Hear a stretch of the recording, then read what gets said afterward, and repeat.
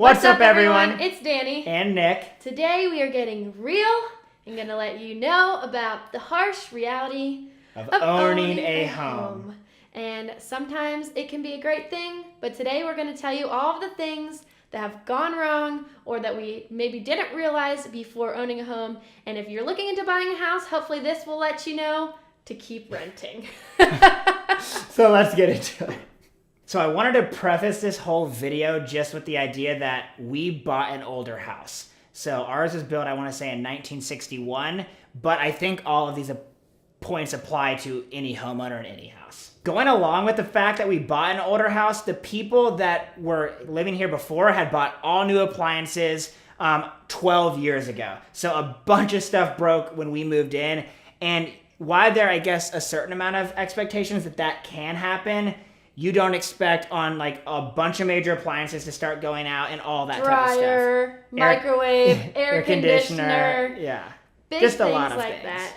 Yeah. And I'm sure there's going to be plenty more in the next year that go out. So that was something that I knew was a possibility, but I just didn't Not think. to the extent. Yeah. So definitely keep that in mind, especially if you're buying an older home. And then you also have the unexpected things to happen, like natural disaster kind of things, where a giant tree in your backyard falls and is half in the neighbor's yard, still in the air, and could fall on their house. Now, us little kids did not know what to do, freaking out because our tree was going to fall on their house.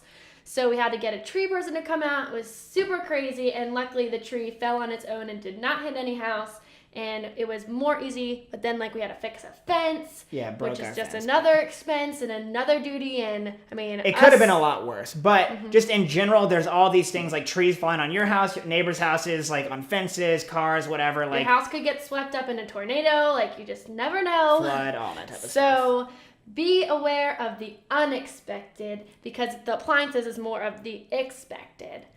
And these things can all happen, for us at least, like right in a row. So it's not like, oh, well, I'm prepared financially if this one thing goes wrong, but like things can happen back to back to back. So you definitely need to keep that in mind too. Plan for like way more unexpected than you'd ever imagine.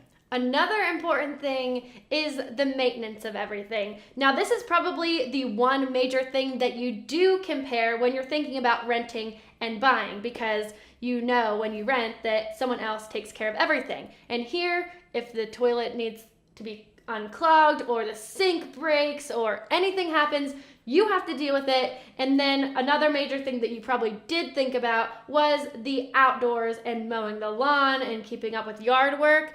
And I know that you may be thinking about that, but think to the extent, if you have half an acre, that sounds like not that much land, and it's a lot of grass to mow. And if you have a job and you want to do things on the weekend that's more fun, you have to calculate in time to mow the lawn. I mean, we have half an acre and it's not all grass, and it takes you 2 hours to do the whole lawn. I mean, and like you just, because it's your own house, like in general, you're wanting to spend more time to like keep, if it, like the people that had it before us had nice landscaping. We want to keep it looking that way. If plants die or anything, you have to plant new ones. Like there's if you rent, some places that you rent, you may be, like if you rent a house, you might be mowing the lawn, but just with your own house, there's in general a lot more like yard maintenance. I know what the worst thing is. What? Weeds. Yeah. Weeding is so awful, and you have to get on your hands and knees and pick all the little ones. When they're bigger, it's actually easier, but you don't want them to get bigger. So think about weeding because you don't want to have to do it. I think another thing that is unexpected is talking about storage space as well in your house. You probably think about that a little bit, but when you're in an apartment or renting a house, it may not be as much of an issue, but you start to accumulate things and you really want to move all your stuff like to your house, right? Like if you don't want to have to pay for a storage unit or keep it at your parents'. Yeah, we looked at 2 houses, this one and another one, and the one major thing that we didn't have in the other house and why we didn't pursue that house was storage. There was no basement, there was no attic, there was nowhere to put any like Christmas decorations or anything. We took a huge livable square footage chunk decrease for the house that we got, but we got a great storage in the storage area in the basement, which I think that cannot be undervalued, especially as you like we are definitely going to grow into it once we get kids and have kids and stuff like that. But I think that's really important. The next point is like all the little things that start to add up, like from a bill standpoint. You have to pay for trash, like the list is endless, but there are so many things you're like, oh, like, you know, my mortgage, and that's more or less like the major expense. Like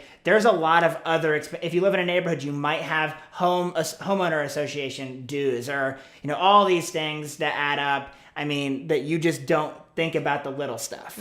And with that, like furniture and little trinkets, like if you watched our other video where we gave you a house update and we finally put stuff on the mantle, like things like that you don't really think about, but they really add up. And we have like a shelving unit in our dining room, which we want to have a bunch of things to fill the shelves. Like that just costs money, and you might not think about it. Obviously you think about like a couch, a bed, a mattress, like, and a lot of time too, like time to find the right stuff.